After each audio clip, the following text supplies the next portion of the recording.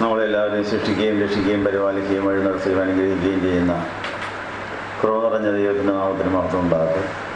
കർത്താവിനാൽ സ്നേഹിക്കപ്പെട്ടവർ, അനുഗ്രഹകരമായ 25 നോയമ്പിൻ്റെ ഈ 17ാമത്തെ ദിവസത്തിൽ നമുക്ക് ഈ സങ്കേത ഭവനത്തിൽ വരുവാനും ആരാധിക്കുവാനും അവസരം ദൈവത്തിന് നന്ദി പറയാം.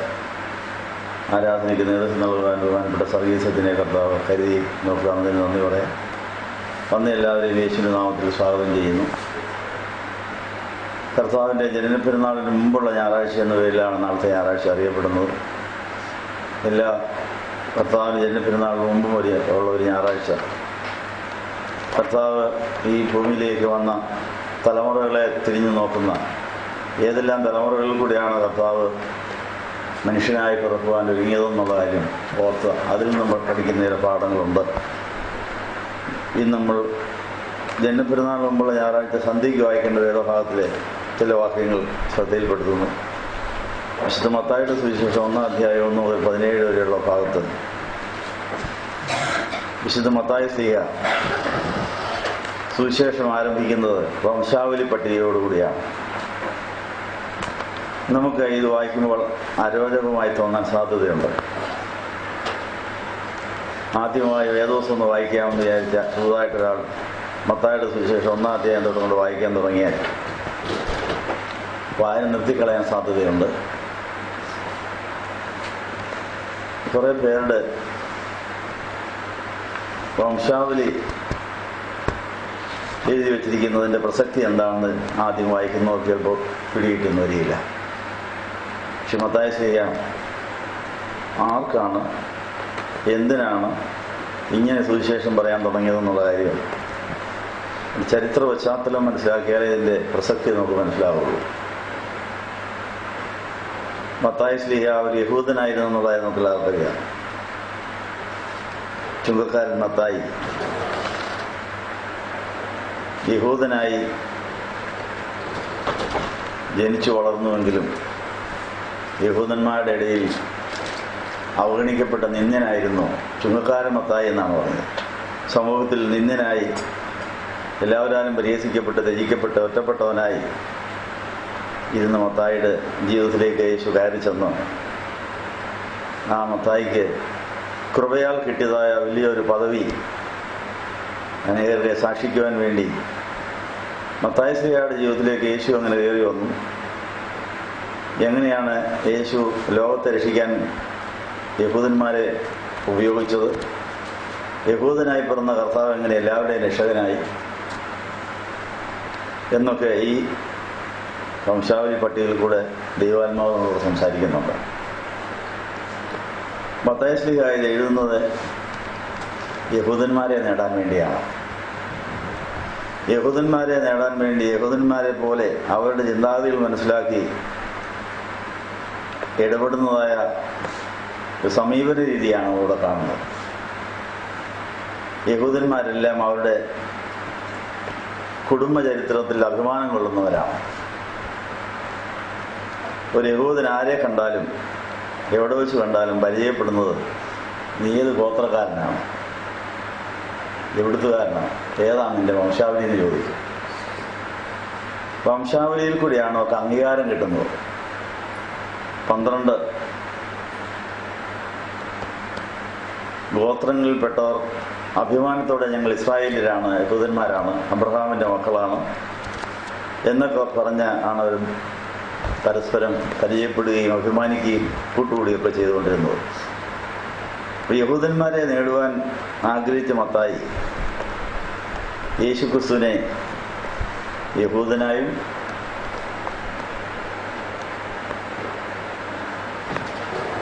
ദൈവത്തിൻ്റെ പദ്ധതി പ്രകാരം അബ്രഹാമിൻ്റെയും ഇസ്ഹാക്കിൻ്റെയും യാക്കോബിൻ്റെയും ദാവീദിൻ്റെയും ഒക്കെ കൊച്ചുമകനായിട്ടാണ് യേശു ജനിച്ചിരിക്കുന്നതെങ്കിൽ അവൻ പ്രവാചകന്മാർ പ്രവചിച്ച് മുൻകൂട്ടി സൂചിപ്പിച്ചിരുന്ന രക്ഷകനായ മെശിയ തന്നെയാണ് എന്ന് സാക്ഷിക്കാൻ വേണ്ടിയാണ് ഈ വംശാവലിയോടുകൂടി ആരംഭിക്കുന്നത്. യഹൂദന്മാർക്ക് ഇത് വളരെ രസകരമാണ്. ഈ അധ്യായം ഒരു യഹൂദൻ ഇത് വായിക്കാൻ തുടങ്ങിയാൽ മുഴുവൻ ഇരുന്ന് വായിക്കും. ഈ മത്തായിയുടെ സുവിശേഷത്തിൽ 28 അധ്യായം ഒറ്റ ഇരിപ്പിൽ നിന്ന് വായിച്ചു തരുള്ളൂ. ഇതാരാണ് യേശു? ആ യേശു ദാവീദിൻ്റെ സന്തതിയായി ജനിച്ച് മരിച്ച് ഉയർത്തെഴുന്നേറ്റ് സ്വർഗാരോഹണം ചെയ്ത് ഓരോ യഹൂദിനെയും നേടാനും രക്ഷിക്കാനും ഓരോ യഹൂദിനും ദൈവത്തിൻ്റെ മക്കളായി തീരുവാനും വഴിയും സത്യവും ജീവനുമായ യേശു ലോകത്തിൽ അവതരിച്ചു എന്ന് പറഞ്ഞ് അവരെ നേടാൻ വേണ്ടിയാണ് ഈ വംശാവലി എഴുതിയിരിക്കുന്നത് എന്നുള്ളത് ഓർക്കുമ്പോൾ വംശാവലി പട്ടികയിൽ മറ്റൊരു കാര്യം കൂടെ ഇതിനകത്ത് കാണാനുണ്ട്. യേശു ക്രിസ്തു യഹൂദനായി ജനിച്ച് എല്ലാവരുടെയും രക്ഷകനായി ഉയർത്തെഴുന്നേറ്റ് സ്വർഗാരോഹണം ചെയ്തിട്ട് ഇന്ന് യഹൂദന്മാർക്ക് മാത്രമല്ല തന്നെ വിശ്വസിക്കുന്ന എല്ലാവർക്കും ദൈവമക്കളാകുവാനുള്ള പദവി നൽകി എന്നുള്ളത് യഹൂദന്മാരിലൂടെ എല്ലാവരും അറിയുവാനുള്ള ഒരു വഴിയായി സുവിശേഷത്തിൻ്റെ വാതിൽ വഴി തുറക്കുകയാണ് മത്തായി ശ്ലീഹ ചെയ്തിരിക്കുന്നത്. ഈ വംശാവലി പട്ടികയിൽ സമൂഹത്തിൽ തള്ളപ്പെട്ടവരും യാതൊരു പേരും ഇല്ലാതിരുന്നവരും ദുഷ്പേര് സമ്പാദിച്ചവരുമായ പലരും ആ പട്ടികയിൽ കയറി കൂടിയിട്ടുണ്ട്. അതിനും ഒരു ഉദ്ദേശമുണ്ട്. നമ്മളുടെ കുടുംബത്തിന് എന്തെല്ലാം നാശനഷ്ടങ്ങൾ വന്നാലും മാനക്കേട് വന്നാലും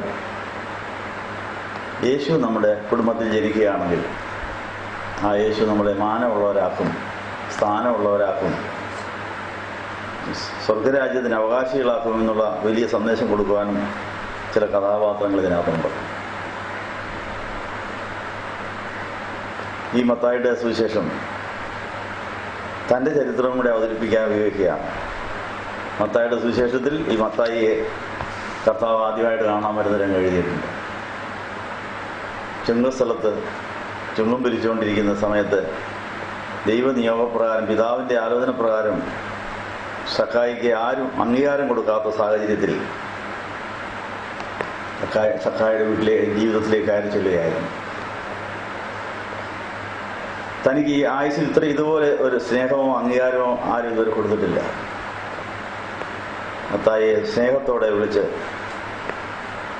തൻ ചുങ്കക്കാരനാണെന്ന് പറഞ്ഞ് തള്ളപ്പെട്ട സാഹചര്യത്തിൽ തനിക്ക് അംഗീകാരം കൊടുത്ത് സ്നേഹം കൊടുത്ത് തന്നെ പുതിയ സൃഷ്ടിയാക്കി, പരിശുദ്ധനാക്കി, അങ്ങനെ കൃപയാൽ മത്തായിയുടെ ഒരു കുറ്റവും പറയാതെ ദൈവസ്നേഹത്തിൽ അവനെ ആകർഷിച്ചു കൊണ്ടുവന്നതായ പുതിയ നിയമത്തിലെ മറ്റുള്ളവരെ നേടാനുള്ള സമീപനം എങ്ങനെയായിരിക്കണമെന്നും മത്തായി ശ്ലീഹ പഠിപ്പിക്കുകയാണ്. ലോകപ്രകാരം നോക്കിയാൽ, നിയമപ്രകാരം നോക്കിയാൽ ഒരു മാനത്തിനും അർഹനല്ല. എല്ലാവരും തള്ളപ്പെട്ട ഒരു വ്യക്തിക്ക് ഇവനാരായി തീരും എന്നറിഞ്ഞുകൊണ്ട് അതിനെ ശ്രേഷ്ഠരായിട്ട് എണ്ണി കുറവുകൾക്ക് മാപ്പ് കൊടുത്ത് കരുണ കാണിച്ച് മത്തായിയെ പേര് വിളിച്ച് തൻ്റെ ഉത്തമ ശിഷ്യനാക്കി, തൻ്റെ സഹോദരനാക്കി, തൻ്റെ ജീവിത പങ്കാളിയാക്കി മാറ്റുന്ന യേശുവിൻ്റെ ആ സ്നേഹം മറ്റുള്ളവർ എന്ത് ചെയ്തെന്നോ ചെയ്തുകൊണ്ടിരിക്കുന്നോ നോക്കാതെ അവരെ ശ്രേഷ്ഠരായിട്ട് എണ്ണിയാൽ അവരെ നമുക്ക് നേടാൻ സാധിക്കുമെന്നുള്ളൊരു പാഠം ഈ മത്തായി ശ്ലീഹായുടെ ജീവിതവും ഈ സുവിശേഷവും നമ്മളെ പഠിപ്പിക്കുന്നു. ന്യായപ്രമാണത്തിൻ്റെ യുഗത്തിൽ നിന്ന് കൃപായുഗത്തിലേക്ക് കയറിയതായ മത്തായി പരിശുദ്ധനായി മാറുന്നു. പെന്തിക്കോസ്തിയിൽ കാത്തിരുന്ന ആത്മനിറവിൽ ദൈവാത്മാവ് പറഞ്ഞിടത്തെല്ലാം പോയി യേശുവിനെ പ്രസംഗിച്ച് യഹൂദന്മാരുടെ ഇടയിൽ അനേകരെ ക്രിസ്ത്യാനികളാക്കുവാൻ മത്തായി ശ്ലീഹായെ ദൈവം ഉപയോഗിച്ച ചരിത്രമാണ് എഴുതിയിരിക്കുന്നത്. ഇന്നലെ നമ്മൾ ആരായിരുന്നാലും ഇന്ന് ആരായാലും നമ്മൾ യേശുക്രിസ്തുവിനെ സ്വീകരിച്ച് അവനെ വിശ്വസിച്ചാൽ കൃപയാൽ നമുക്ക് ദൈവമക്കളായി ശോഭനമായ ഭാവിയിലെത്താൻ സാധിക്കും എന്നുള്ള പാഠവിധ മത്തായി നമ്മളെ പഠിപ്പിച്ചിരിക്കുന്നു. ഇതുപോലെ നമ്മൾ ആരെ കണ്ടാലും ആരെന്ത് ചെയ്യുന്ന കണ്ടാലും അവരെന്ത് ചെയ്തെന്നോ ചെയ്തുകൊണ്ടിരിക്കുന്നതല്ല നോക്കേണ്ടത്.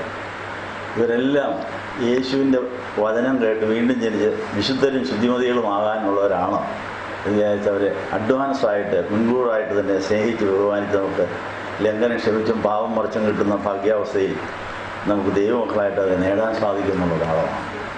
അപ്പം മറ്റുള്ളവർ ചെയ്യുന്ന കുറവുകൾ, ബലഹീനതകൾ അത് അറിവില്ലായ്മ കൊണ്ടാണ് ചെയ്യുന്നത്, ബലഹീനത കൊണ്ടാണ്, പിശാചിൻ്റെ സാന്നിധ്യം കൊണ്ടാണ് ചെയ്യുന്നത് എന്ന് പറഞ്ഞ് ക്ഷമ കൊടുക്കുവാനും അവർക്ക് അംഗീകാരം കൊടുക്കുവാനും അവരെ സ്നേഹിക്കുവാനും സാധിച്ചാൽ അവരെ നേടാൻ സാധിക്കും.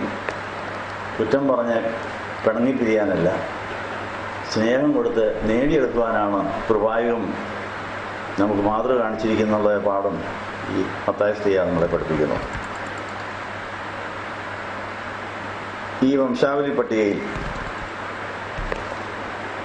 ദാവീദ് ഊരിയായുടെ ഭാര്യയായിരുന്നവളിൽ നിന്ന് ശലോമോനെ ജനിപ്പിച്ചു എന്ന് എഴുതിയിരിക്കുന്നു. ബേത്ശേബയ്ക്ക് വംശാവലി പട്ടികയിൽ സ്ഥാനം കിട്ടി. ഊരിയായുടെ ഭാര്യയിൽ നിന്നാണ് ശലോമോൻ ജനിച്ചതെന്ന് പറഞ്ഞാൽ യഹൂദന്മാരുടെ ചരിത്രം പഠിച്ചിട്ടുള്ളവർക്കറിയാം.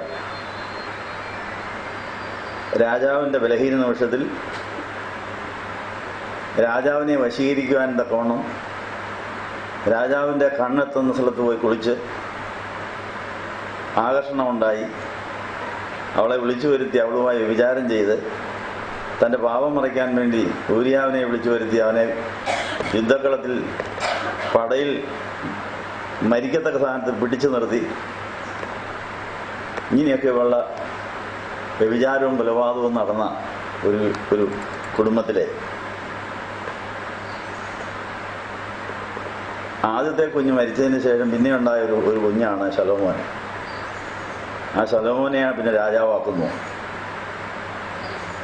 ഇതിൽ നിന്നെല്ലാം പഠിക്കേണ്ട പാഠം ഒന്നാണ്.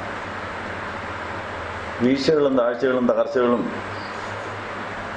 കുറ്റങ്ങളുടെ മറയ്ക്കലും ഒക്കെ നടത്തിയ ദാവീദിനെയാണ് കർത്താവ് തൻ്റെ വല്യപ്പനെന്ന് വിളിക്കുന്നത്. അപ്പോൾ യേശു ജനിച്ചത് ഇവരുടെയൊക്കെ കുടുംബത്തിലാണ്.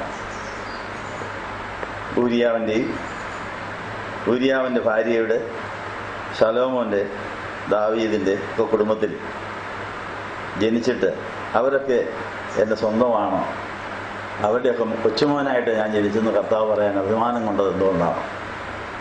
അവരെ രക്ഷിക്കാൻ വേണ്ടിയാണ് ആ കുടുംബത്തിൽ പിറന്നതെന്നാണ്. ഇങ്ങനെ പല കഥാപാത്രങ്ങൾ ഇതിനകത്തുണ്ട്. ഈ മത്തായിയുടെ ശേഷം 1-ാം അധ്യായം വായിക്കുന്നവർക്ക് യഹൂദ പശ്ചാത്തലവും യഹൂദ ചരിത്രവും അറിയാവുന്നവർക്ക് അതിശയിപ്പിക്കുന്ന ഒത്തിരി സന്ദേശങ്ങൾ ഇതിനകത്തുണ്ട്. അപ്പോസ്തലനായ പൗലോസ് യഹൂദനായി യേശുവിനെ തെറ്റിദ്ധരിച്ച് ക്രിസ്ത്യാനികളെ തല്ലിക്കൊന്നു, അത് ഭക്തിപ്രകടനമായി തെറ്റിദ്ധരിച്ച് പരീശഭക്തനായി ജീവിച്ച ആ പൗലോസ് മാനസാന്തരപ്പെട്ട് ക്രിസ്ത്യാനിയായി പുതിയ സൃഷ്ടിയായി യേശുവിൻ്റെ സാക്ഷിയായി കഴിഞ്ഞപ്പോൾ സുവിശേഷം ഈ ദാവീദിൽ കേന്ദ്രീകൃതമായിട്ടാണ് നിൽക്കുന്നു എന്നുള്ള കാര്യം 2 തീമോഥെയോസ് 2-ാം അധ്യായത്തിൽ 8-ാം വാക്യത്തിൽ എഴുതിയിട്ടുണ്ട്. ദാവീദിന്റെ സന്തതിയായി ജനിച്ച് മരിച്ചിട്ട് ഉയർത്തെഴുന്നേറ്റിരിക്കുന്ന യേശുക്രിസ്തുവിനെ ഓർത്തുകൊള്ളുക, അതാകുന്നു എൻ്റെ സുവിശേഷം എന്ന് എഴുതിയിരിക്കുന്നു. സുവിശേഷത്തിലെ പ്രധാന കഥാപാത്രങ്ങൾ ഒരാളായി ദാവീദിന്റെ വംശാവലിയെയും ആദാം തൊട്ട് യേശു ജനിച്ചതായ മറിയാമിൻ്റെയും യോസേഫിൻ്റെയും എല്ലാം ആ തലമുറ വരെ ഉള്ളവർ ആരായിരുന്നു? അവരുടെ എല്ലാം ജീവിതത്തിൽ അവരുടേതായ ബലഹീനതകൾ ഉണ്ടായിരുന്നു എങ്കിലും ദൈവം യേശു മനുഷ്യനാകാൻ ആ കുടുംബത്തെയാണ് ഉപയോഗിച്ചത് എന്നുള്ള കാര്യം ആ കുടുംബത്തിനിപ്പോൾ വലിയ സ്ഥാനവും വിലയും കൂട്ടി കിട്ടിയിരിക്കുന്നു. ദാവീദിന്റെ മകൻ എന്ന പേരിലാണ് യേശു അറിയപ്പെടുന്നത്. ആ ദാവീദിന്റെ സിംഹാസനം അതിൽ രാജാവായ യേശു വാഴുമെന്നും ഗബ്രിയേൽ മാലാഖയുടെ സന്ദേശത്തിന് അത് സൂചനയുണ്ട്. ഈ പറഞ്ഞതിൻ്റെ അർത്ഥം നമ്മുടെ കുടുംബചരിത്രത്തിൽ കുപ്രസിദ്ധരായ അപ്പന്മാരും അമ്മമാരും ബന്ധുക്കളും ഒക്കെ ഉണ്ടാകാൻ സാധ്യതയുണ്ട്. എല്ലാ തലമുറയിലും ഏതെങ്കിലും ബലഹീനതയുള്ളവരുള്ള ധാരാളം പേര് കാണും. മദ്യപാനികളെ, വെറിയന്മാർ, പാവികൾ, മദ്യപന്മാർ, സ്നേഹമില്ലാത്തവർ, പലതരത്തിൽ പരാജയപ്പെട്ടവർ നമ്മുടെ കുടുംബത്തിൽ ഏതെങ്കിലും ശാഖയിൽ കാണും. അപ്പൻ വഴി, അമ്മ വഴി, മാതാപിതാക്കൾ വഴി അങ്ങോട്ട് പുറകോട്ട് നോക്കിയാൽ ശാപമുള്ള വീടുകളാണ് നമ്മുടെ എല്ലാം. ഏതെങ്കിലുമൊക്കെ ശാപങ്ങൾ, ഏതെങ്കിലുമൊക്കെ കുപ്രസിദ്ധമായ സ്വഭാവമുള്ളവർ എല്ലാ കുടുംബങ്ങളിലുണ്ട്. ഏറ്റക്കുറച്ചിലുണ്ടെന്ന് മാത്രം. അതില്ല നിരാശപ്പെടുന്നവരും അധസ്ഥിതി ബോധമുള്ളവരും പരാജയബോധമുള്ളവരൊക്കെ ഉണ്ടാകാം. അഭിമാനക്ഷയമുള്ളവരുണ്ടാകാം. ശരി, ജന്മപ്പെരുന്നാളിന് മുമ്പുള്ള ഞായറാഴ്ചത്തെ വംശാവലി നമുക്ക് തരുന്ന സന്ദേശം, യേശു നിങ്ങളുടെ കുടുംബത്തിൽ ജനിക്കാൻ ആഗ്രഹിക്കുന്നു. നമ്മുടെ കുടുംബത്തിൽ യേശു ജനിച്ചാൽ നമ്മുടെ കുടുംബത്തെ മാനമുള്ളതായി ദൈവത്തിൻ്റെ മക്കളുടെ പദവിയിലേക്ക് ഉയർത്തി പഴയതെല്ലാം മറന്ന് നമുക്ക് സ്ഥാനവും മാനവും തരുവാൻ ദൈവം തയ്യാറാണെന്നുള്ളത് കേൾക്കുമ്പോൾ എത്രയധികം പ്രത്യാശ നമുക്കുണ്ടാവും. അപ്പോൾ പഴയ ചരിത്രത്തിൽ നിന്ന് നമ്മൾക്ക് പുതിയ ചരിത്രം ഉണ്ടാക്കുവാൻ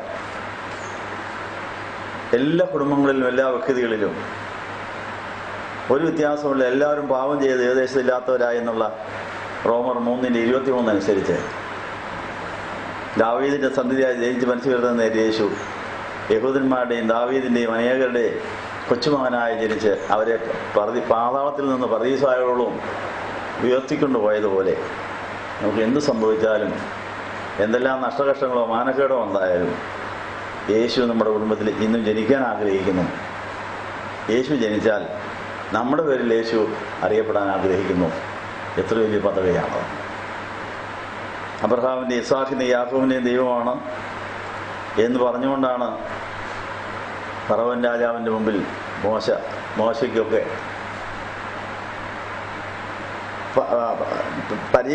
ദൈവം പരിചയപ്പെടുന്ന ഞാൻ അബ്രഹാമിൻ്റെയും ഇസ്ഹാക്കിൻ്റെയും യാക്കോബിൻ്റെയും ദൈവമാണെന്ന് പറഞ്ഞാണ് പ്രത്യക്ഷപ്പെടുന്നത്.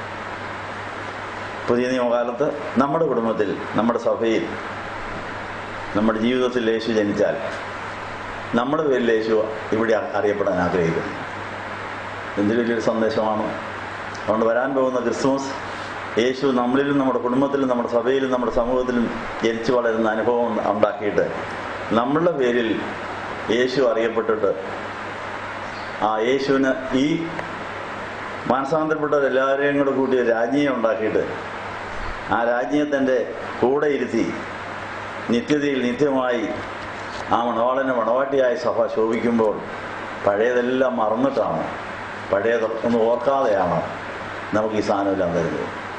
ഈ മനോഭാവം നമുക്കുണ്ടോ?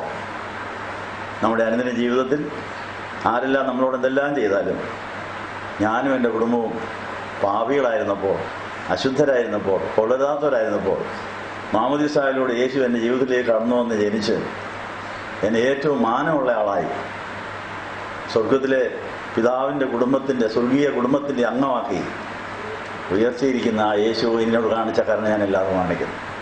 ആര് നമ്മളെ ചീത്ത വിളിച്ചാലും, ആര് നമ്മളോട് അപമാനം കാണിച്ചാലും, ആരെന്നാക്കെ ചെയ്താലും എൻ്റെ യേശു ഞാൻ മഹാഭാവിയായിരുന്നപ്പോൾ അതെല്ലാം മറന്ന് എൻ്റെ പാപവും ശാപവും എല്ലാം യേശുവിൻ്റെ മേലാക്കി പിതാവായ ദൈവം വരാൻ ആ യേശുവിനെ എനിക്ക് തന്നു തന്നെ അടുത്ത് യേശുവിനും കൊടുത്തു.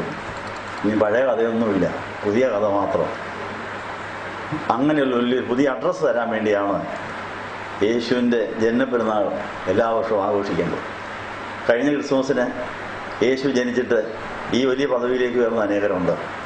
ഈ ക്രിസ്മസിനെങ്കിലും നമ്മുടെ കുടുംബത്തിൽ, നമ്മുടെ ജീവിതത്തിൽ, നമ്മുടെ ഹൃദയത്തിൽ യേശു ജനിച്ചിട്ട് നമുക്കും യേശുവിൻ്റെ മണവാട്ടി സഭയുടെ ഒരംഗമായി മാറി ജന്മസാവലി അടയാൻ സാധിക്കുമെന്നുള്ള വലിയ പ്രത്യാശ ഈ ജന്മപ്പെരുന്നാളിന് മുമ്പുള്ള ഞായറാഴ്ച നമുക്ക് തരികയാണ്. കൃപയാലാണിത് സാധിച്ചിരിക്കുന്നത്. അപ്പോൾ കൃപ നിറഞ്ഞ മറിയമേ നിനക്ക് സമാധാനം എന്ന് പറഞ്ഞാണ് ഗബ്രിയേൽ മാലാഖ മറിയാമിനെ സന്ദർശിച്ചത്. മറിയാമിൻ്റെയും യോസേഫിൻ്റെയും കുടുംബം ആദാമിൻ്റെ കാലം മുതൽ മനുഷ്യജാതിയെ രക്ഷിക്കാൻ വേണ്ടി ദൈവം തിരഞ്ഞെടുത്ത ആ തലമുറകളെ നമുക്ക് മാതൃകയാക്കി തന്നിരിക്കുന്നു. നമ്മുടെ തലമുറയിലും യേശു ജനിച്ചിട്ട് നമ്മളിലൂടെ ഈ ദേശം, ഈ ഇന്ത്യ രാജ്യം മുഴുവനും യേശുവിനെ അറിയുന്നവരുണ്ടാകുവാൻ കർത്താവ് ആഗ്രഹിക്കുന്നു. കൃപയാലാണ് ഇതൊക്കെ സാധിക്കുന്നതെന്നുള്ള കാര്യം ഓർപ്പിക്കുന്നു. കഴിഞ്ഞൊരു ദിവസം ഒരു ഹോംവർക്ക് തന്നാണ് വിട്ടത്. കൃപ നിറഞ്ഞ മറിയമേ എന്ന് മാലാഖ മറിയാമിനെ വിളിച്ച പോലെ നമ്മളെ ആരെങ്കിലും കൃപ നിറഞ്ഞ ചോശാമ്മേ, അന്നാമ്മേ, ചാക്കോച്ച, ആബ്രഹാമേ എന്നൊക്കെ പറഞ്ഞ് നമ്മൾ വല്ലതും വിളിച്ചിട്ടുണ്ടോ? അപ്പം അത് ഈ കുർബാന ശരിക്കും ക്രിസ്മസ് ആഘോഷിച്ചാൽ ശരിക്കും നമ്മൾ 25 നോമ്പ് ശരിക്കും നടത്തി ഇനിയുള്ള ദിവസങ്ങൾ നമ്മൾ മാതാവിനെ പോലെ യേശുവിൻ്റെ മനുഷ്യാവതാരത്തിന് ഞാനും എൻ്റെ കുടുംബവും എൻ്റെ ജീവിതവും ജാഗ്രതയോടെ കാത്തിരിക്കുന്നു. മനുഷ്യജാതിയുടെ രക്ഷയ്ക്ക് കന്യഗർഭിണിയായ മോനെ പ്രസവിക്കണം, സ്ത്രീയുടെ സന്ത് സർവ്വനിലയെ ചതയ്ക്കണം എന്നുള്ള കാര്യങ്ങളൊക്കെ അറിയാം. ധ്യാനിച്ച് അത് നടക്കാൻ പ്രാർത്ഥിച്ചപ്പോഴാണ് പറഞ്ഞു, അറിയാമേ നിങ്ങൾക്ക് സമാധാനം. നമ്മൾ ഈ വചനങ്ങളൊക്കെ വായിച്ച് ആ മാതാവിൻ്റെ മനോഭാവത്തിൽ എത്തിച്ചേരാമെങ്കിൽ നമ്മുടെയും പേര് പറഞ്ഞു കൃപ നിറഞ്ഞവളെ, കൃപ നിറഞ്ഞവനെ എന്നൊക്കെ പറഞ്ഞാൽ നമുക്കും യേശുവിനെ കിട്ടും എന്നുള്ള കാര്യം നമുക്ക് പ്രത്യാശയ്ക്ക് നൽകട്ടെ. വേദപുസ്തകത്തിൽ ഉൽപ്പത്തി മുതൽ വെളിപ്പാട് വരെ കൃപ എന്നുള്ളൊരു വാക്ക് ആവർത്തിച്ചിരിക്കുന്നതായിട്ട് കാണാൻ സാധിക്കും. അർഹതയില്ലാത്തവർക്ക് കിട്ടുന്ന ദാനമാണ് കൃപ. കൃപ നിറഞ്ഞ മറിയത്തിന് യേശു കുഞ്ഞിനെ കിട്ടി. ആ യേശു കുഞ്ഞ് കൃപയിൽ വളർന്നു. കുറേ കൂടെ മുമ്പോട്ട് വായിക്കുമ്പോൾ യേശു കൃപ ദൈവത്തിൻ്റെയും മനുഷ്യരുടെയും കൃപയിൽ ആണ് യേശു വളർന്നതെന്ന് പറയും. ഇങ്ങനെ മനുഷ്യരുടെയും ദൈവത്തിൻ്റെയും കൃപയിൽ നമുക്കും യേശു കുഞ്ഞിനെ വളർത്തി യേശുവിൻ്റെ അമ്മയുടെ സ്ഥാനത്തേക്ക് ഉയർത്തപ്പെടാൻ സാധിക്കുമെന്ന കാര്യം ഓർപ്പിക്കുന്നു.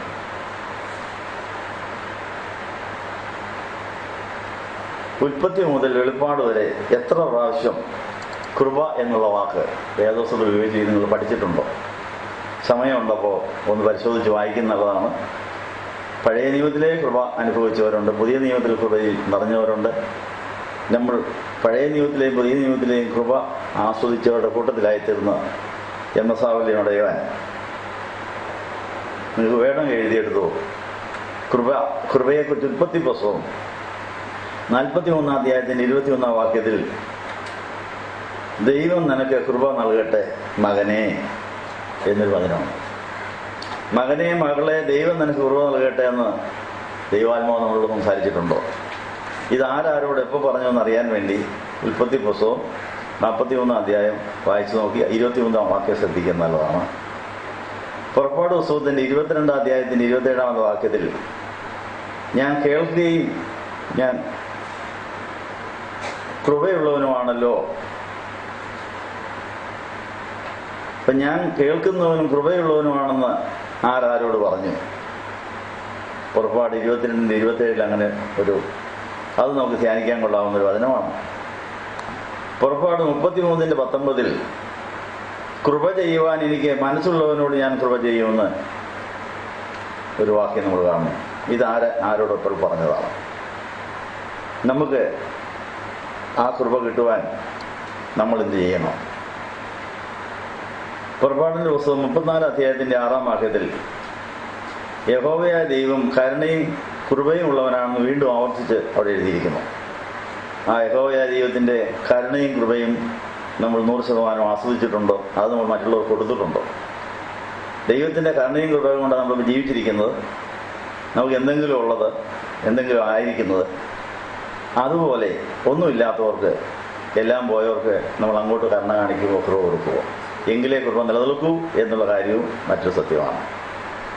സംഖ്യാപുസ്തകം 6 അധ്യായത്തിൻ്റെ 25 വാക്യത്തിൽ സംഖ്യ 6:25 നിന്നോട് കൃപയുള്ളവനാകട്ടെ എന്ന് ഒരു അതിനകത്തുണ്ട്. അത് ആരോട് എപ്പോഴാണ് പറഞ്ഞത്? 2 ദിനവൃത്താന്തം 30:9 യഹോവ കൃപയും കരുണയുള്ളവനാണല്ലോ എന്ന് അവിടെയും അത് ആവർത്തിച്ചെഴുതിയിരിക്കുന്നു. 2 ദിനവൃത്താന്തം 30:9 രാജാക്കന്മാരുടെ ജീവചരിത്രത്തിൽ ആ കൃപ, കരുണ എന്ന വാക്ക് ആവർത്തിച്ച് ഉപയോഗിക്കുന്നതായിരുന്നതാണ്. നെഹമ്യാവിൻ്റെ പുസ്തകം 9 അധ്യായത്തിന് 31 വാക്യത്തിൽ നീ കൃപയും കരുണയുമുള്ള ദൈവമല്ലോ എന്ന് അവിടെയും ആവർത്തിച്ച് പറയുന്നു. എസ്രായുടെ പുസ്തകത്തിൽ 9:8 ഞങ്ങൾക്കൊരു ക്ഷണനേരത്തേക്ക് ഞങ്ങളുടെ ദൈവമായ യഹോവ കൃപ കാണിച്ച് ഞങ്ങൾക്ക് ഒരു ക്ഷണനേരത്തേക്ക് ഞങ്ങളുടെ ദൈവമായ യഹോവ കൃപ കാണിച്ചു എന്ന് സാക്ഷ്യം പറയുന്നുണ്ട്. ക്ഷണനേരത്തേക്ക് കാണിക്കുന്ന കൃപ മതി ജീവകാലം മുഴുവൻ നിലനിൽക്കുന്ന അനുഗ്രഹങ്ങൾ ലഭിക്കാൻ. എസ്തേറിന്റെ പുസ്തകം 2 അധ്യായം 17 വാക്യത്തിൽ അധികം കൃപയെക്കുറിച്ച് പറയുന്നു. ഇയ്യോബിന്റെ പുസ്തകം 33:24 അവങ്കൽ കൃപ വിചാരിച്ചു എന്ന് പറഞ്ഞാൽ കൃപയോടുകൂടിയുള്ള വിചാരങ്ങൾ അതിനെക്കുറിച്ച് അവിടെ വിവരിക്കുന്നു. 77-ാമത്തെ സങ്കീർത്തനത്തിന്റെ 9-ാമത്തെ വാക്യത്തിൽ ദൈവം കൃപ കാണിപ്പാൻ മറന്നിരിക്കുന്നുവോ എന്നൊരു ചോദ്യം അവിടെ ചോദിച്ചിരിക്കുന്നു. ദൈവം കൃപയും കരുണയുള്ളവനാണെങ്കിൽ അത് ചിലപ്പം മറന്നുപോയോ എന്ന് സംശയം വരുന്ന സാഹചര്യങ്ങൾ ഉണ്ടാകാമെന്നാണ് സങ്കീർത്തനക്കാരൻ പറയുന്നത്. 86-ാമത്തെ സങ്കീർത്തനത്തിന്റെ 15-ാം വാക്യത്തിൽ കരുണയും കൃപയും നിറഞ്ഞ ദൈവമാണ് എന്ന് ദൈവത്തെക്കുറിച്ച് വിശേഷിപ്പിച്ചിരിക്കുന്നു. 103-ാം സങ്കീർത്തനത്തിന്റെ 8-ാം വാക്യത്തിൽ യഹോവ കരുണയും കൃപയും നിറഞ്ഞവനാണ് എന്ന് എഴുതിയിരിക്കുന്നു. ആ കൃപയും കരുണയും നിറഞ്ഞ് കവിഞ്ഞൊഴുകി നമ്മിലേക്ക് ഒഴുകി വരുന്നതുകൊണ്ടാണ് നമ്മൾ ജീവിച്ചിരിക്കുന്നതെന്നും അത് മറ്റുള്ളവരോട് കാണിക്കണമെന്നുള്ള സൂചനയും അവിടെയുണ്ട്. 119-ാം സങ്കീർത്തനത്തിന്റെ 29-ാമത്തെ വാക്യത്തിൽ നിന്റെ ന്യായപ്രമാണം എനിക്ക് കൃപയോടെ നൽകണമേ എന്നൊരു അപേക്ഷ നടത്തുന്നതായിട്ട് കാണുന്നു. സങ്കീർത്തനക്കാരൻ നിന്റെ ന്യായപ്രമാണം എനിക്ക് കൃപയോടെ നൽകണമേ എന്ന് പറഞ്ഞ് പ്രാർത്ഥിക്കുന്നതായിട്ട് നമ്മൾ കാണുന്നു. ഹോശേയയുടെ പുസ്തകം 14-ാം അധ്യായത്തിന്റെ 2-ാമത്തെ വാക്യത്തിൽ ഞങ്ങളെ കൃപയോടെ കൈക്കൊള്ളണമേ എന്ന് അവിടെയും ഒരു പ്രവാചകൻ പ്രാർത്ഥിക്കുന്നതായിട്ട് നമ്മൾ കാണുന്നു. യോവേലിന്റെ പുസ്തകം 2-ാം അധ്യായത്തിന്റെ 13-ാം വാക്യത്തിൽ യോവേൽ 2:13 അവൻ കൃപയും കരുണയും ദീർഘക്ഷമയും ഉള്ളവനാണെന്ന് വീണ്ടും ആവർത്തിച്ചെഴുതിയിരിക്കുന്നു. ആമോസിന്റെ പുസ്തകത്തിൽ 5-ാം അധ്യായം 15-ാം വാക്യത്തിൽ യോസേഫിൽ ശേഷിപ്പുള്ളവരോട് കൃപ കാണിക്കും എന്നൊരു പ്രവചനം അവിടെയുണ്ട്. യോനായുടെ പുസ്തകത്തിൽ 4-ാം അധ്യായത്തിന് 2-ാം വാക്യത്തിൽ നീ കൃപയും കരുണയും ദീർഘക്ഷമയും മഹാദയമുള്ള ദൈവമാണെന്ന് സാക്ഷിക്കുന്നു. കൃപ, കരുണ, ദീർഘക്ഷമ, മഹാദയ ഇതൊക്കെ ദൈവത്തിൻ്റെ ഗുണങ്ങളാണ്. ഇത് ഉള്ളതുകൊണ്ടാണ് നമ്മളിന്ന് ജീവിച്ചിരിക്കുന്നത്. അത് നമ്മൾ മറ്റുള്ളവർക്ക് കൊടുത്താലേ നമുക്കത് നിലനിൽക്കൂ എന്നുള്ള കാര്യം പുതിയ നിയമത്തിൽ കർത്താവ് പഠിപ്പിക്കുന്നുണ്ട്. സഖറിയാവിന്റെ പുസ്തകം 4-ാം അധ്യായം 7-ാം വാക്യത്തിൽ കൃപ കൃപ എന്ന് ആർപ്പോടുകൂടെ അവർ ആണിക്കല്ല് കയറ്റുമെന്ന് പറയും. പണിസ്ഥലത്തെ കൃപയുടെ ആവശ്യം. വീട് പണിയുന്നവർ, ജീവിതം പണിയുന്നവർ കൃപ കൃപ എന്ന ആർപ്പോടുകൂടെ ആ പണി നടത്തണമെന്ന് എഴുതിയിരിക്കുന്നു. സഖറിയാവിന്റെ പുസ്തകം 12-ാം അധ്യായം 10-ാം വാക്യത്തിൽ കൃപയുടെയും യാതനയുടെയും ആത്മാവിനെ പകരുന്ന കാര്യം പറഞ്ഞിരിക്കുന്നു. അപ്പൊ കൃപയുടെയും യാതനയുടെയും ആത്മാവുണ്ട്. ആ ആത്മാവിനെ പകർന്നാലേ കൃപ യാചിച്ച് കൃപ ചോദിച്ച് കൃപ മറ്റുള്ളവർക്ക് കൊടുത്ത് കിട്ടിയ കൃപ നമുക്ക് നിലനിർത്താൻ സാധിക്കുകയുള്ളൂ. മലാഖിയുടെ പുസ്തകം 1-ാം അധ്യായം 9-ാം വാക്യത്തിൽ അവൻ നിങ്ങളോട് കൃപ തോന്നുമോ എന്നൊരു ചോദ്യം ചോദിച്ചിരിക്കുന്നു. അപ്പം പഴയ നിയമത്തിൽ ഇത്രയും ഉദ്ധരണികൾ വേദോത്സവം വായിക്കുമ്പോൾ നമ്മുടെ ശ്രദ്ധയിൽപ്പെടേണ്ടതാണ്. ഇനി പുതിയ നിയമത്തിലേക്ക് വരുമ്പോൾ ലൂക്കോസ് 2:40 ദൈവകൃപയും അവൻ്റെ മേലുണ്ടായിരുന്നുവെന്ന് യേശു കുഞ്ഞിനെ കുറിച്ച് പറയുന്നു. അപ്പം ദൈവകൃപയിലെ നമുക്ക് നമ്മുടെ ഉള്ളിൽ മാമോദീസായ ജനിച്ച് യേശു കുഞ്ഞിനെ വളർത്താനൊക്കെ എന്നുള്ള കാര്യം ഓർപ്പിക്കുന്നു. അപ്പോസ്തല പ്രവൃത്തികൾ 15-ാം അധ്യായത്തിന്റെ 11-ാം വാക്യത്തിൽ കർത്താവായ യേശുവിൻ്റെ കൃപയാൽ എന്ന് പറഞ്ഞ് അപ്പോസ്തല പ്രവൃത്തികൾ അപ്പോസ്തലന്മാർ ആത്മനിറവിൽ ഈ കൃപ പ്രാപിക്കുകയും കൃപ കൊടുക്കുകയും ചെയ്യുന്ന രംഗം നമുക്ക് അവിടെ കാണാൻ സാധിക്കും. അപ്പോസ്തല പ്രവൃത്തി 18:27 ദൈവകൃപയാൽ വിശ്വസിച്ചവർക്ക് വളരെ പ്രയോജനമായി തീർന്നു പറയുന്നു. ദൈവകൃപയാലാണ് വിശ്വസിക്കുന്നവർക്ക് കിട്ടുന്ന പ്രയോജനകരമായ അനുഭവങ്ങളെക്കുറിച്ച് അവിടെ സൂചിപ്പിക്കുന്നു. റോമർ 1-ാം അധ്യായത്തിൽ നിങ്ങൾക്ക് കൃപയും സമാധാനം ഉണ്ടാകട്ടെ എന്ന് പറഞ്ഞുകൊണ്ടാണ് ആ ലേഖനം ആരംഭിക്കുന്നത്. കൃപയും സമാധാനവും. റോമാലേഖനം 3:24 അവൻ്റെ കൃപയാൽ ക്രിസ്തുയേശുവിലെ വീണ്ടെടുപ്പ് മൂലം എന്ന് പറഞ്ഞ് 3-ാം അധ്യായത്തിന് 24 കൃപ എന്ന വാക്ക് ആവർത്തിച്ച് എഴുതിയിരിക്കുന്നു. റോമർ 5:20 കൃപ അത്യന്തം വർദ്ധിച്ചു എന്ന് എഴുതിയിരിക്കുന്നു. നമ്മളുടെ കൃപ അത്യന്തം വർദ്ധിപ്പിക്കുവാൻ തക്കവണ്ണം കിട്ടിയ കൃപ മറ്റുള്ളവർക്ക് നമ്മൾ കൊടുക്കുന്നുണ്ടോ? റോമർ 6:14 നിങ്ങൾ ന്യായപ്രമാണത്തിനല്ല കൃപയ്ക്ക് അത്ര അധീനരാകയാൽ എന്ന് പറഞ്ഞിരിക്കുന്നു. അപ്പം ന്യായപ്രമാണത്തിന് കുറ്റം വിധിക്കാനേ സാധിക്കുകയുള്ളൂ. കൃപയ്ക്ക് മാത്രമേ കുറ്റം ചെയ്തവരോട് കരുണ കാണിച്ച് ക്ഷമിക്കാൻ സാധിക്കുകയുള്ളൂ. അങ്ങനെ ക്ഷമിക്കുന്നവർക്ക് കൃപ നിലനിൽക്കുള്ളൂ, അല്ലെങ്കിൽ ഉള്ള കൃപ നഷ്ടപ്പെടുമെന്നും സൂചിപ്പിക്കുന്നു. റോമർ 11:5 കൃപയാലുള്ള തെരഞ്ഞെടുപ്പിൻ്റെ കാര്യം അവിടെ സൂചിപ്പിക്കുന്നു. റോമർ 11:6 കൃപയാലെങ്കിൽ പ്രവൃത്തിയാലല്ല എന്ന് ഉള്ള കാര്യം തെളിച്ചു പറയുന്നു. നമ്മുടെ സൽപ്രവൃത്തികൾ കണ്ടിട്ടല്ല കർത്താവ് കൃപ ചെയ്യുന്നത്. നമ്മുടെ പാപപ്രവൃത്തികൾ കാണുമ്പോൾ ദൈവം പാപത്തെ വെറുക്കുന്നെങ്കിലും പാപിയെ സ്നേഹിച്ച് കൃപ കാണിച്ചിട്ടാണ് നമ്മൾ രക്ഷപ്പെടുന്ന കാര്യം അവിടെ ഓർപ്പിക്കുന്നു. റോമാലേഖനം 16:20 നമ്മുടെ കർത്താവായ യേശുക്രിസ്തുവിൻ്റെ കൃപ എന്ന് പറഞ്ഞാണ് ആ ലേഖനത്തിൻ്റെ അവസാന ഭാഗത്ത് കൃപയെക്കുറിച്ച് പൗലോസ് പരാമർശിക്കുന്നത്. 1 കൊരിന്ത്യർ 16:23 കർത്താവായ യേശുക്രിസ്തുവിൻ്റെ കൃപ എന്ന് വീണ്ടും അവിടെ ആവർത്തിക്കുന്നു പറയുന്നു.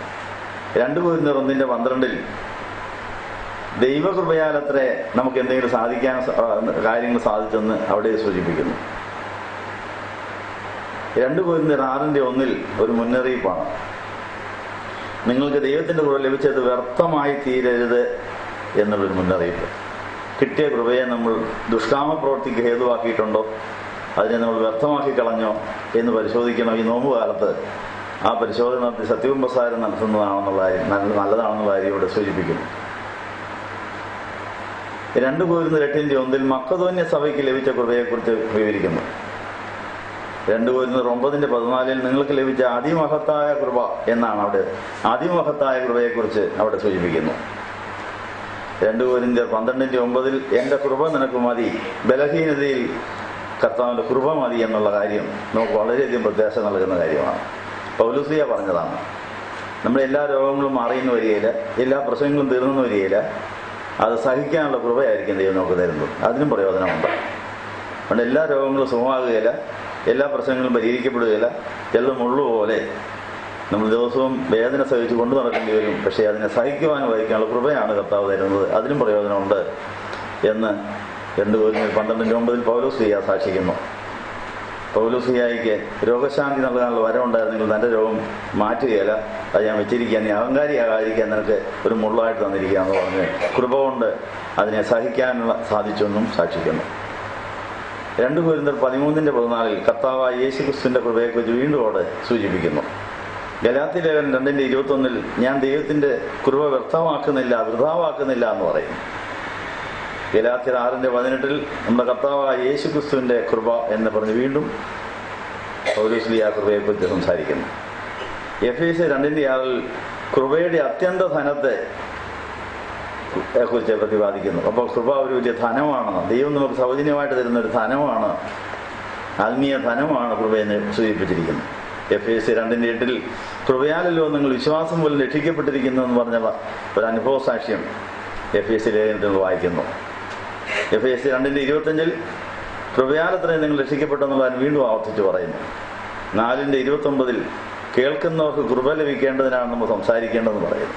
നമ്മൾ സംസാരിക്കുമ്പോൾ കേൾക്കുന്നവർക്ക് കൃപയും ദൈവസ്നേഹവും വർഷിക്കുവാൻ പറ്റിയ വിധത്തിൽ കൃപയും ഉപ്പുള്ള വാക്കുകൾ സംസാരിക്കണമെന്ന് പൗലോസ് പല സ്ഥലങ്ങളിൽ പറഞ്ഞ പോലെ എഫേസ്യർ 4:29 പറയുന്നു. ഫിലിപ്പ് സഭയ്ക്ക് 4:23 ഫിലിപ്പർക്ക് എഴുതിയ ലേഖനത്തിൽ കർത്താവ് യേശുക്രിസ്തുവിൻ്റെ കൃപയെന്ന് അവിടെ വീണ്ടും ആവർത്തിച്ച് പറയുന്നു. കൊലോസ്യർ 1:6 നിങ്ങൾ ദൈവകൃപയെ യഥാർത്ഥമായി കേട്ടറിഞ്ഞ നാൾ മുതൽ. ദൈവകൃപയെക്കുറിച്ച് കേട്ടറിയുന്ന ഒരു നാൾ നമുക്കുണ്ട്. അങ്ങനെയുള്ള നാളുകൾ വർദ്ധിക്കണമെന്നുള്ള കാര്യം ഓർപ്പിക്കുന്നു.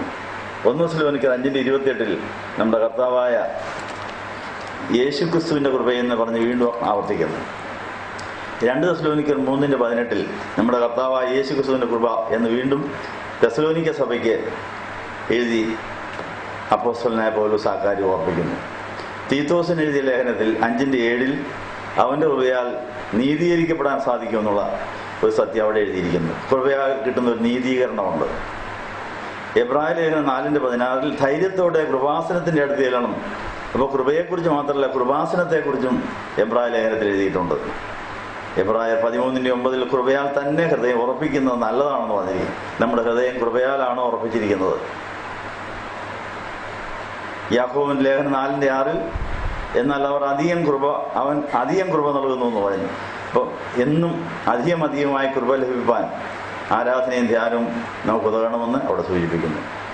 1 പത്രോസ് 3:7 അവർ ജീവന്റെ കൃപയ്ക്ക് കൂട്ടാവകാശികളായി എന്ന് പറയുന്നു. അപ്പോൾ നമുക്ക് കിട്ടുന്ന കൃപ മറ്റു പലരുമായി പങ്കിട്ട് അവരെ കൂട്ടാവകാശികളാക്കുവാൻ, അടുത്ത തലമുറയിലേക്ക് കൃപ ഒഴുക്കിവിടാൻ, ശത്രുക്കളുടെ വീട്ടിലേക്ക് ഒഴുക്കിവിടാൻ, നമ്മളോട് പിണങ്ങിയവരുടെ വീട്ടിലേക്ക് കൃപ അയച്ചു കൊടുത്ത് അവരെയും കൂടെ നേടുവാൻ നമുക്ക് സാധിക്കുന്നുണ്ടോ എന്ന് പരിശോധിക്കുക.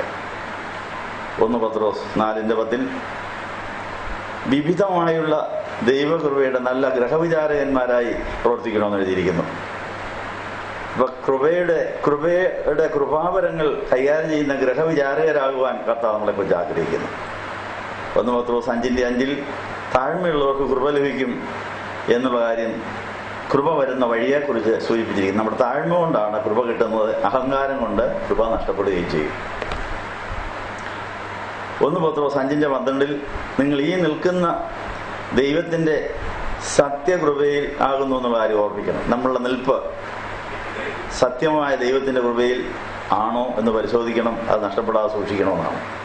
2 പത്രോസ് 3:18 കൃപയിൽ നമ്മുടെ കർത്താവായ യേശു ക്രിസ്തുവിൻ്റെ പരിജ്ഞാനത്തിലും വളരുവീൻ എന്ന് പറയുന്നു.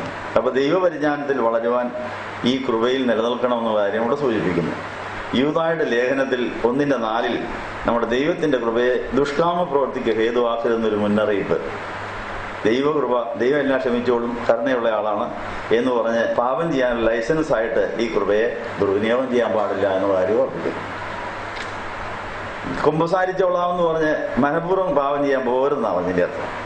അറിയാതെ വീഴുന്ന ബലഹീനതയിൽ വരുന്ന പാവങ്ങൾ ഏറ്റുപറഞ്ഞ് മോചനം പ്രാപിക്കാൻ കുമ്പസാരവും പാപമോചന പ്രാർത്ഥനയൊക്കെ ഉണ്ട്. പക്ഷേ ദൈവം കൃപയുള്ളവനാ, കുമ്പസാരിപ്പിക്കാൻ അച്ഛൻ തയ്യാറുമാണ്. എന്നാൽ പിന്നെ പാപം ചെയ്തിട്ട് പോയി കുമ്പസാരിച്ചാൽ പോലെ എന്ന് വിചാരിച്ച് പോകുന്നവർക്ക് കൃപ നഷ്ടപ്പെടാനാണ് സാധ്യത എന്നുള്ള കാര്യം ഓർപ്പിക്കുന്നത്. വെളിപ്പാട് പുസ്തകത്തിൻ്റെ അവസാനത്തെ വാക്യത്തിലും കൃപയുണ്ട്.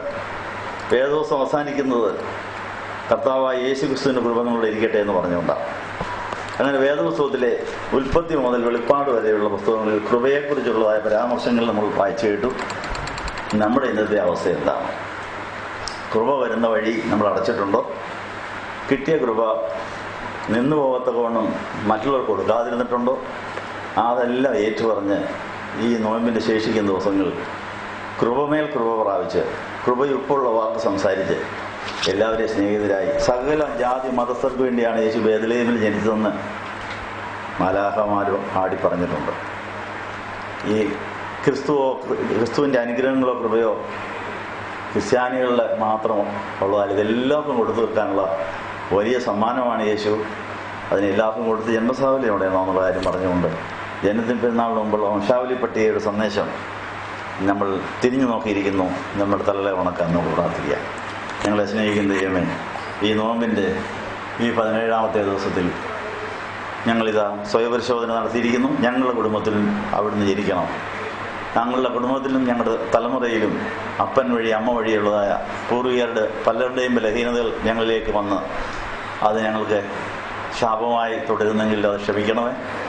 ഞങ്ങളുടെ ജീവിതത്തിലും ഞങ്ങളുടെ കുടുംബത്തിലും യേശു ജനിച്ച് അങ്ങനെ അനുഗ്രഹിക്കപ്പെട്ട കുടുംബമാകുവാൻ നീ കൃപായുകൾ നീട്ടി തന്നിരിക്കുന്നത് നിങ്ങൾ നന്ദി പറയുന്നു. വന്നിരിക്കുന്ന എല്ലാവരെയും അനുഗ്രഹിക്കണമേ. യേശുവിനെ നാമത്തിൽ യാചിക്കുന്നത് പിതാവിനും പുത്രനും പരിശുദ്ധാത്മാവിനും സ്തുതികരേറ്റുവാനായിട്ട് തന്നെ.